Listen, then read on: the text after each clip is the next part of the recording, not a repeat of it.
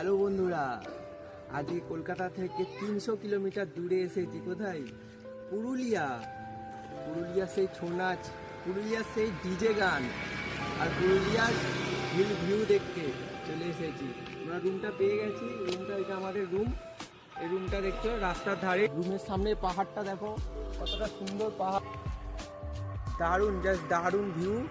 রুমও খুব সুন্দর, দারুণ দারুণ দিয়েছে। এখন গাড়ি আমাদের এসে গেছে। আমরা যে ভিউগুলো আছে সেগুলো দেখতে যাব। সেগুলো দেখতে দেখতে সব কিছুই আপডেট থাকবে।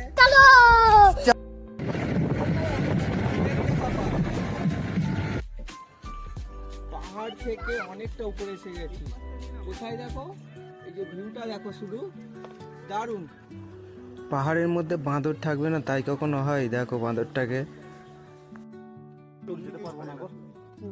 গ্রিন কালারের জল আর পাহাড়গুলো দেখো কতটা সুন্দর, দারুণ, বিশাল, খুব সুন্দর ভিউটা। মানে এতটা সুন্দর ভিউ, মানে না দেখলে তোমরা মানে বিশ্বাস করতে পারবে না যে কতটা সুন্দর। বন্ধুরা, এই সেই অযোধ্যা পাহাড়, যার টপে এখন দাঁড়িয়ে আছি আমরা।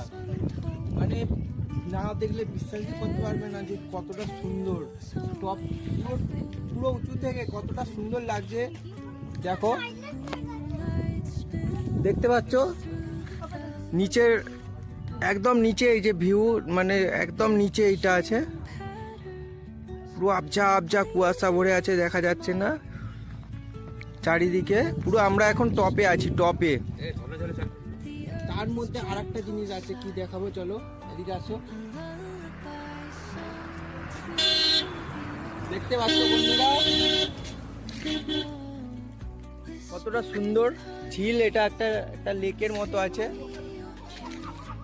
এই লেকটার মধ্যে আবার সোলার প্যানেলও লাগানো আছে, যার ইলেকট্রিক থেকে পুরো পুরুলিয়া কিছু কিছু জায়গার কারেন্ট, বিদ্যুৎ উৎপাদন হয়। মানে দারুণ দারুণ, অনেক অনেক সুন্দর। পুরো আমরা এখন টপে দাঁড়িয়ে আছি। অনেক এখানে লোকজনও অনেক আছে, অনেক লোক। ভিউ পয়েন্ট তো তাই প্রচুর লোকের ভিড়। এবার তো অযোধ্যাটা পাহাড়টা শেষ হলো। অযোধ্যা পাহাড় শুধু না, আরো অনেক কিছু আছে, এবার দেখবো, চলো।